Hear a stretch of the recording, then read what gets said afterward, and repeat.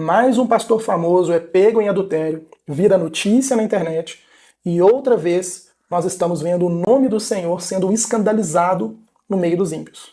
Hoje pela manhã, o feed do meu celular estava repleto de notícias acerca desse caso de adultério, desse pastor Tiago Alicerce, que é muito famoso aí no YouTube.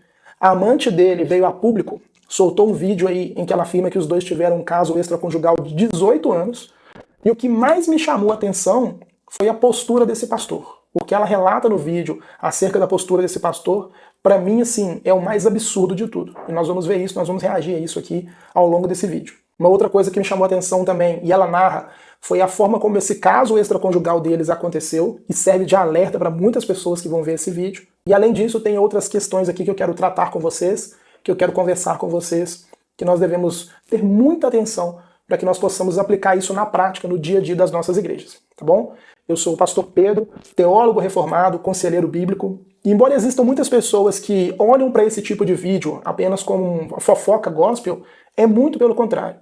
Quem já acompanha o nosso canal e sabe o trabalho que nós fazemos aqui, entende que esse tipo de vídeo é uma análise à luz da palavra de Deus para orientar aqueles que são cristãos de verdade sobre como reagir quando esse tipo de coisa acontece dentro das congregações. Se você gosta de aprender a palavra de Deus, se você gosta de estudar a palavra de Deus, quero te convidar a se inscrever aqui no canal, ativar o sino de notificações, porque aqui nós temos todos os tipos de conteúdo que vão colaborar para que você aprenda mais a palavra de Deus, amém? Inclusive esse tipo de vídeo. Ao longo do vídeo aqui você vai ver que muita instrução bíblica vai ser deixada nesse vídeo para você. Então, para a gente começar, o pastor Tiago Alicerce, ele construiu uma fama no YouTube, embora eu devo confessar para os irmãos que eu não conhecia o trabalho dele, lendo as notícias, eu fui entender que ele construiu uma fama no YouTube batendo em outros pastores, batendo em algumas igrejas. Ele se envolveu naquela questão do escândalo da bola de neve, onde ele denunciou, ele bateu muito na bola de neve. Ele denunciava pastores, inclusive, que cometiam esse pecado de imoralidade sexual. E agora, depois de todo esse trabalho que ele vinha fazendo, eis que surge esse escândalo dele, né? Fazia tudo isso escondendo um pecado aí tão aterrador ao longo de 18 anos. Então eu já estou com o celular na mão aqui, eu vou soltar para vocês a primeira parte, né? O primeiro trecho desse vídeo dessa amante, para a gente já entendendo o que está acontecendo. Estão falando por aí desse caso que eu tive com o Tiago, que não foi um ano, foram 18 anos. Há 18 anos a gente tem um relacionamento com um hiato de tempo de 8 anos. A gente acabou se relacionando primeiro pela webcam, a gente começava a jogar joguinho, a gente foi se envolvendo. Eu tinha acabado de sair de um relacionamento e eu me apeguei àquilo. Na igreja a gente não conversava, mas quando chegava a noite a gente conversava. Foi criando uma amizade virtual, mesmo ele sendo meu pastor. Então chegava aquele horário da noite, dava 10, 11 horas da noite, toda hora eu queria saber o que aconteceu com ele. Nunca é só amizade virtual, né? Então assim, vamos fazer uma pausa aqui, porque tem já algumas questões aqui que a gente precisa entender. Muitas pessoas, eu vi nos comentários aqui dos vídeos dela, que falaram assim, como que pode um pastor ir para o púlpito, pregar diante de uma multidão de pessoas, ir para a igreja, para a internet, pregar a palavra de Deus, estando com um pecado tão grave desse no oculto, escondido? Como é que pode uma pessoa fazer isso? E eu sempre digo, principalmente nos aconselhamentos, na questão do aconselhamento bíblico, que a Bíblia explica todas essas coisas. Olha o que a Bíblia fala em Salmos, no livro de Salmos, no capítulo 36. Há no coração do ímpio a voz da transgressão. Não há temor de Deus diante dos seus olhos. Porque a transgressão o lisonjeia aos seus olhos e lhe diz que a iniquidade não há de ser descoberta e nem detestada. As palavras da sua boca são malícia e dolo. Ele negou o discernimento e a prática do bem. No seu leito, ele maquina a perversidade. Ele se detém no caminho do que não é bom e não se desapega do mal. Ou seja, tem muitas pessoas dentro da igreja, inclusive pregadores, como é a questão aí do Tiago Alicerce, que eles simplesmente ignoram a existência do Deus que eles afirmam crer ou que eles pregam para as outras pessoas. É um coração ímpio, é um coração que não se converteu, é um coração que não tem temor de Deus e que desconsidera completamente a existência desse Deus que é santo, que é perfeito, que é puro, que se aborrece do pecado e que é justo. E aí o versículo que nós lemos, o capítulo que nós lemos, pelo menos o pedaço que nós lemos, termina dizendo o seguinte: até no seu leito ele fica ali, ó, maquinando o mal, ele fica planejando o que é mal. Por quê? Porque ele não se alegra no caminho que é bom. Na verdade, ele nunca abandonou o caminho do mal. Então nós temos dentro da igreja diversos tipos de pessoas como essas. Diversos tipos de pessoas que não entregaram suas vidas para o Senhor, que não nasceram do alto e que simplesmente pregam religiosidade. E é dessa forma que elas conseguem ir diante de púlpitos, ir diante de muitas pessoas, vir na internet, gravar vídeos, batendo em outras pessoas, mesmo tendo pecados tão graves encobertos dentro da sua vida. elas desconsideram a Deus, elas não amam a Deus, elas acham que Deus não existe e o seu pecado ele vai continuar ali. A prática de vida delas, a forma de viver delas é amar o pecado. E é exatamente contra esse tipo de pessoa que Paulo faz uma advertência em Romanos capítulo 2. Se dirigindo ali aos falsos mestres, aos moralistas, aos falsos religiosos, ele fala o seguinte: naquilo que vocês condenam as outras pessoas, vocês também são condenados, porque vocês sabem que aquilo que aquelas pessoas estão fazendo é errado e fazem o mesmo. E aí Paulo vai dizer que a raiz de tudo isso, a motivação de tudo isso, é o pensamento, a imaginação da impunidade. É achar que Deus não existe, não está vendo aquelas coisas, e que vai conseguir se livrar do juízo do Senhor. Então é exatamente dessa forma que essas pessoas se dirigem a multidões de pessoas para supostamente pregar o evangelho, quando na verdade não passa de moralismo barato. Então é esse tipo de motivação que leva muitas pessoas que estão na igreja, que são pregadores, a viver essa vida dupla, né? Essa vida com pecados escondidos, mas ao mesmo tempo apontando o pecado das outras pessoas. E aí ao longo desse trecho que nós vimos, a amante desse pastor Tiago Alicerce, ela relata como que o caso dos dois começou. A gente acabou se relacionando primeiro pela webcam, a gente começava a jogar joguinho. Na igreja a gente não conversava, mas quando chegava a noite a gente conversava. Foi criando uma amizade virtual, mesmo ele sendo meu pastor. E aqui eu quero te pedir uma coisa, pelo amor de Deus. Se você está passando por esse tipo de situação, coloque um fim nisso imediatamente. Ela relata que os dois começaram a conversar pela internet, ela relata que tudo começou ali apenas com brincadeirinhas, no começo até existia ali, pelo que ela fala, né, dá para entender que existia até um nível de admiração na relação de ovelha com pastor também, mas tudo começa com brincadeirinha. A gente não conversava na igreja, mas aí acabava o culto, a gente ia para conversar pela internet. Então assim, toma muito cuidado. Não tenham esses tipos de relações inapropriadas com outras pessoas, principalmente do sexo oposto. A Bíblia diz que o pecado, ele nunca começa como pecado. Ele sempre começa como uma tentação, que muitas vezes parece que é uma tentação ingênua, é uma tentação ali que, não, é só uma brincadeirinha, começa naquele famoso, não tem nada a ver, e quando as pessoas se dão ali na realidade, o pecado, a desgraça, o mal já aconteceu na vida delas, e aí só juntar os cacos e clamar pela misericórdia do Senhor. Foi exatamente dessa forma que aconteceu com Caim. Caim teve a sua oferta rejeitada pelo Senhor, começou a olhar para o seu irmão Abel com raiva, com inveja, com rancor. Deus fala com ele, olha, o pecado está na sua porta, cabe a ti dominá-lo. Ele não domina o pecado, consuma o homicídio. Mesma coisa aconteceu com Davi. Estava ali sem nada para fazer, viu uma mulher casada, em vez de virar as costas e sair correndo, tomou aquela mulher para si, também deu no que deu. Então a advertência bíblica é muito clara, é fugir da aparência do mal. Tiago capítulo 1 nos traz exatamente isso. Nós somos tentados pela cobiça do nosso coração, essa cobiça ela nos seduz, ela começa a minar, ela começa a lançar setas no nosso entendimento, nas nossas vontades, nos nossos pensamentos.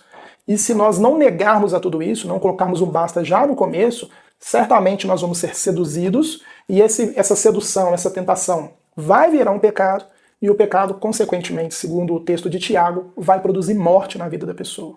Então nós precisamos entender isso. Pecado não é coisa de brincar, não é coisa de flertar, não é o famoso nada a ver. Precisa ser cortado imediatamente. Eu tenho um vídeo aqui no canal sobre imoralidade sexual, que eu sugiro assim fortemente que depois que acabar esse vídeo você vá ver, porque nós estamos vivendo em uma sociedade, numa era, talvez nunca tenha pisado nessa terra uma sociedade que seja tão assediada pela imoralidade sexual e pela pornografia. Então, se nesse período da noite, onde está todo mundo dormindo, você está ali sozinho, sendo assediado pelo pecado, se você não colocar um basta nisso, você vai cair. Veja esse vídeo, entenda a questão da santidade, da imoralidade sexual e se preserve no Senhor. Ore para o Senhor. Feche esses momentos de brecha na sua vida em que você tem flertado com o pecado. Porque, como eu disse, eu vou falar de novo, isso é um perigo. E aí, antes da gente passar para a próxima parte do vídeo dela, entenda uma coisa, não existe amizade entre homem e mulher. Pastor, mas é meu melhor amigo de muitos anos. Entenda uma coisa, no momento de fragilidade, essa amizade que é tão imaculada, ela pode se voltar contra você. Não existe amizade entre homem e mulher, não existe conversinhas secretas para quem é casado. Entenda que em algum momento uma das duas partes vai sentir uma atração. Então se preserve disso. Não brinque com esse tipo de coisa, porque, conclusão, nós estamos vendo aí agora. Então vamos para a próxima parte do vídeo, porque é aqui que vai entrar aquela postura assustadora do pastor Tiago Alicerce que eu falei no começo do vídeo.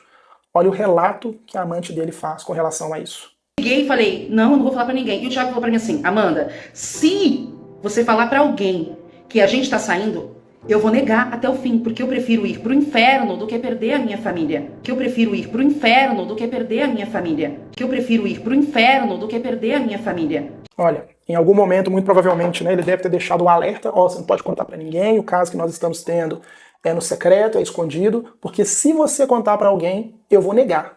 É a postura de um pecador obstinado, é a postura do Salmo 36, aquela pessoa que não tem temor de Deus. E ele fala o seguinte: prefiro ir para o inferno do que perder minha família. E esse é o problema da religião dos legalistas, dos pastores legalistas, dos crentes legalistas e moralistas, que é viver a fé cristã achando que tudo se resume a ir ou não para o inferno. É claro que a existência do inferno, o castigo, a punição do inferno, ela deve ser afirmada, mas o evangelho nunca foi sobre condenação ao inferno. Muito pelo contrário. As pessoas que vivem o cristianismo com essa perspectiva apenas de não ir para o inferno, elas estão literalmente desperdiçando o amor à graça de Deus. Tem uma passagem muito linda na Bíblia que relata justamente quando alguém entendeu essa diferença entre o legalismo e o amor de Cristo. A Bíblia vai dizer que Jesus ele havia acabado de ser preso e levado para a casa do sumo sacerdote. Ele já havia alertado Pedro que Pedro iria negá-lo antes que o galo cantasse 3 vezes. E ali Jesus está preso. Uma serva ou uma pessoa, uma mulher, começa a dizer que Pedro também fazia parte do grupo de Jesus e Pedro começa a negar Jesus.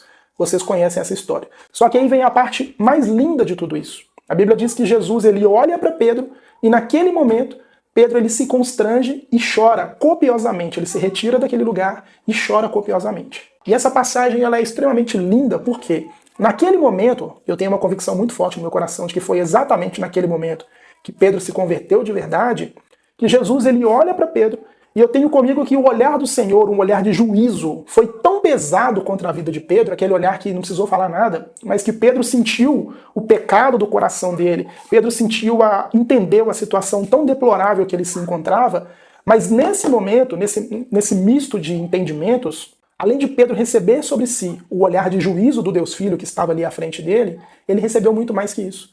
Ele recebeu a expectativa da graça. Ele recebeu a aplicação da graça, do amor e da compaixão de Cristo. Ou seja, Pedro naquele momento havia sido confrontado com o pecado dele, mas muito mais do que isso.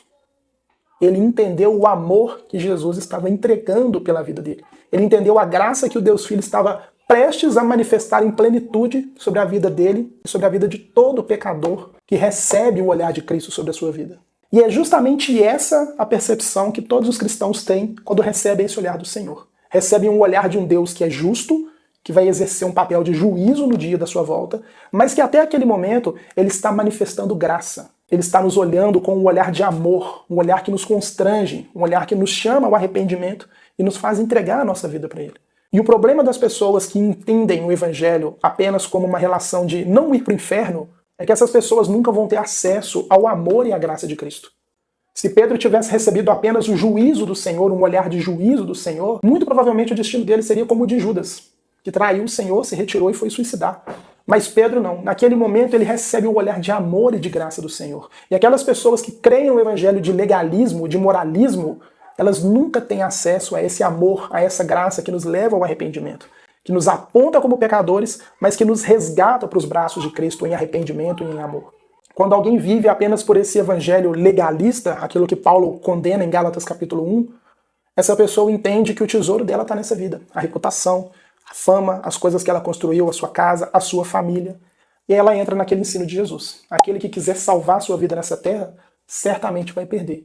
E aí a pessoa se apega a tudo que ela tem aqui e ela não considera o amor, a graça que vai nos conduzir à eternidade com o Senhor. E para ela o inferno é apenas algo possível, algo até mesmo aceitável diante da perda da sua família, da sua fama, da sua reputação. Então não pense que o pastor estava falando, segundo o relato da amante, não pense que o alvo dele era realmente preservar a família. O medo era ser descoberto, o medo era perder sua fama, ser exposto. Então assim, esse é o perigo de crer no evangelho legalista. É sermos impedidos de ter acesso à graça e ao amor de Cristo. Então assim, isso é triste, porque essa é a realidade de muitas pessoas que estão congregando nas igrejas todos os dias, todos os domingos e que estão sendo enganadas, que acham que são cristãos, mas que na verdade estão sendo apenas enganadas. E aí pra gente caminhar para o final do relato da moça, né, vem a questão de quando ela confessou o pecado para a igreja.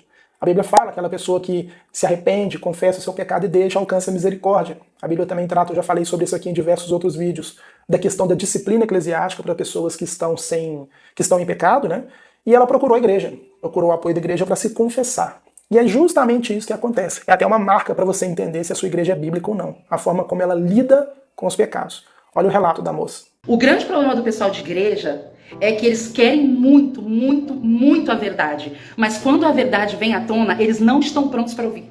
Quando eu peguei e confessei o meu pecado, que é o que a igreja diz que tem que fazer, eu não falei para mais ninguém, saíram espalhando, não fui eu. Eu fiz o que a Bíblia diz que tem que fazer. Você vai ficar ligando, eu vou recusar. Eu fiz o que a Bíblia diz que tem para fazer. Eu não falei com mais ninguém. Eu fiz, só que eles pegaram e fizeram, parece que no outro dia um culto, dizendo que eu era Jezabel, dizendo que eu estava falando mentira. Ninguém cuidou de mim, ninguém quis escutar minha versão, mas ninguém quis cuidar, olhar.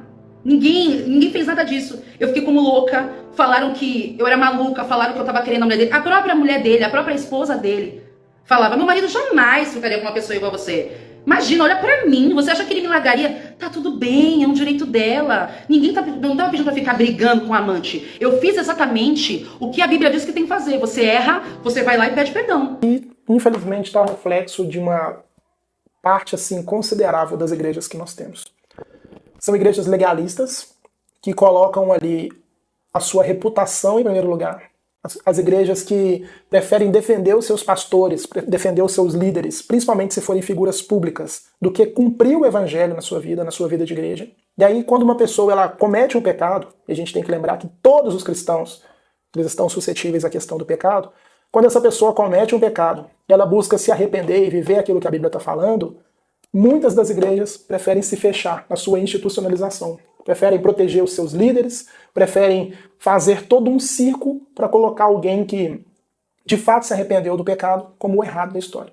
Não sei a motivação do coração dela, não estou tomando parte com relação a isso, mas eu estou analisando o cenário de muitas congregações que nós temos. São congregações que não são sadias, que não sabem lidar com a questão do pecado, que não têm prestação de contas de um pastor com o outro, de um membro da igreja com os seus líderes, não tem acompanhamento. Inclusive eu vou deixar até um alerta para você com relação ao aconselhamento bíblico. Fica mais um pouquinho que eu já estou acabando o vídeo. Então, se você congrega em uma igreja que existe essa figura de um pastor, de um líder, de um bispo, seja lá quem foi, que é quase um ídolo dentro dessa igreja, talvez seja a hora de você considerar procurar uma igreja bíblica. Porque no primeiro momento em que um pecado acontecer, essa igreja vai preferir passar a mão no pecado, ocultar o pecado, do que tratar isso de maneira bíblica. Se de fato essa mulher se arrependeu na época, procurou a sua igreja para se confessar, a sua liderança para se confessar, e o que aconteceu foi isso, certamente todas essas pessoas e grande parte dessa congregação estava em pecado contra o Senhor. Não cumpriu a sua função de igreja, não cumpriu a sua função bíblica, que é justamente encorajar uns aos outros, admoestar uns aos outros, carregar as cargas uns dos outros, auxiliar. A Bíblia fala sobre aquela pessoa que ganha o irmão de volta, auxiliar esse irmão a andar de volta no caminho do Senhor. Esse é o nosso papel. Então, se você tem congregado numa igreja que você tem visto indícios disso, de uma idolatria com relação a pastores, com idolatria com pessoas preferidas, com grupos preferidos, talvez seja a hora de você considerar. Porque essa postura de apontar uma pessoa e falar que ela é uma Jezabel dentro da igreja, e falar que ela é... Isso reflete uma falha imensa dentro da congregação. Por maior que seja o pecado daquela pessoa, ela primeiro deve ser submetida a um cuidado, a um pastoreio, a uma liderança, a um aconselhamento bíblico, para que ela tenha ao menos a oportunidade de se arrepender e entregar sua vida para o Senhor. E segundo o que essa moça está dizendo, aí a palavra dela, não sei se é verdade, ela procurou isso. E o que ela ganhou foi uma porta fechada. Foi uma igreja institucionalizada tentando proteger o seu líder, tentando proteger uma figura de influência ali dentro. E aí aqui vem aquele pedido, aquele alerta que eu queria fazer para você. Você que é cristão de verdade, está vendo esse vídeo, leva isso para o seu pastor, ou se você é um pastor que está vendo isso aqui, identifique pessoas dentro da sua igreja que tem um perfil de aconselhamento bíblico, de conselheiro bíblico, e invista nessas pessoas. Na minha especialização em aconselhamento bíblico, eu pude entender isso de maneira prática, de maneira técnica, o quão são necessários os conselheiros bíblicos dentro da igreja. E a verdade é que as congregações não estão preparadas para lidar com o pecado das pessoas. Não vou dizer que são todas, porque jamais podemos generalizar, mas a maioria das igrejas não está preparada para lidar com o pecado quando ele acontece dentro da igreja. A moça falou, os crentes eles querem ouvir a verdade, mas quando a verdade vem eles não sabem lidar. Então, Você que é pastor, que está vendo esse vídeo, você que é um cristão verdadeiro, tem compromisso com a sua congregação, leve isso para o seu pastor. Se a sua igreja não tem um ministério, um departamento de aconselhamento bíblico com cristãos maduros, instruídos na palavra, que são capazes de aconselhar outras pessoas, invista em pessoas dentro da congregação para fazer isso. Esse é o divisor de águas entre uma fé madura, uma fé sadia, produzir cristãos verdadeiros e uma congregação que vive o evangelho irresponsável. Uma congregação que não é de fato uma igreja bíblica, porque não é uma igreja que se preocupa com o cuidado, com o pastoreio, com o desenvolvimento de pessoas. Esse é o evangelho de Cristo. Pessoas cuidando de pessoas por amor do nome do Senhor. Levando redenção, levando graça, levando cuidado, e não críticas, ataques, porque esse é o comportamento daqueles crentes religiosos, como parece ser o perfil desse pastor, que criticava outras pessoas na internet, tendo um pecado tão grave, perturbador, escondido na sua vida. Se você gostou desse vídeo, se inscreve aqui no canal, ativa o sino de notificações para continuar recebendo as instruções bíblicas. Por gentileza, deixa um gostei porque nos ajuda demais. Muito obrigado por ter assistido esse vídeo até aqui, e se assim for da vontade do Senhor, eu te espero no próximo vídeo em nome de Jesus.